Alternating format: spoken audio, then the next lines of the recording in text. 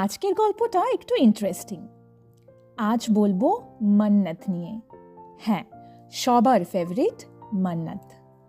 মান্নাতের ইতিহাস শুরু হয় প্রায় 1 শতাব্দী আগে, 1920-র দশকে, যখন মুম্বাইয়ে ব্যান্ডস্ট্যান্ড এলাকায় এটি একটি ইউরোপিয়ান স্থাপত্য শৈলীর হেরিটেজ বাংলো হিসেবে নির্মিত হয়। তখন এর নাম ছিল ভিলা ভিয়েনা। সেই সময় মুম্বাইয়ে বহু ধনী পার্সি ও ইউরোপ প্রভাবিত পরিবার ইউরোপিয়ান নকশায় বাড়ি তৈরি করতেন এবং ভিলা ভিয়েনা ছিল সেই ধারারই একটি উদাহরণ। বহু বছর ধরে প্রচলিত একটি গল্প রয়েছে যে এই বাড়িটি নাকি কোনো রাজা তাঁর রানীদের জন্য বানিয়েছিলেন, বা এটি একটি কুইন্স প্যালেস ছিল। কিন্তু বাস্তবে এই দাবির পক্ষে কোনো সরকারি নথি, জমির রেকর্ড বা আর্কাইভ প্রমাণ পাওয়া যায়নি। ইতিহাসবিদদের মতে এই ধরনের গল্প মূলত বাড়িটির বিশাল আকার, সমুদ্রের একদম সামনে অবস্থান এবং পরে শাহরুখ খানের বসবাসের কারণেই জনপ্রিয় হয়ে ওঠে।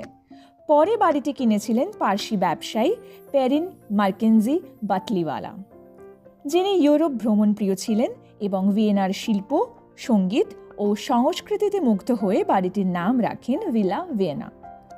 সময়ের সঙ্গে সঙ্গে মালিকানা বদলাতে থাকে এবং এক পর্যায়ে এটি একটি ট্রাস্টের অধীনে চলে যায়। তখন বাড়িটি পুরনো ও কিছুটা জীর্ণ হলেও এর হেরিটেজ গুরুত্ব অক্ষুণ্ণ ছিল।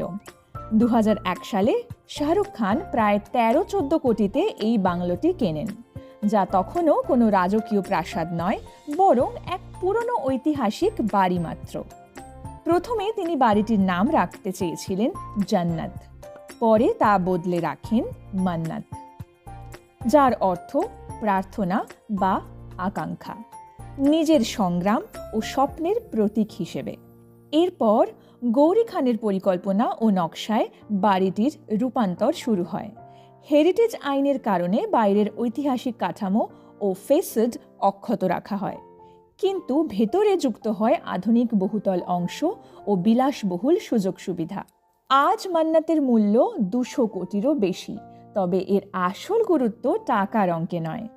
একটি সাধারণ হেরিটেজ বাংলো থেকে ভারতের সবচেয়ে আইকনিক সেলিব্রিটি হোমে রূপান্তরই মান্নাতের প্রকৃত ইতিহাস, যা কোনো প্রমাণহীন রাজকীয় অতীতের চেয়েও অনেক বেশি বাস্তব ও অনুপ্রেরণাদায়ক।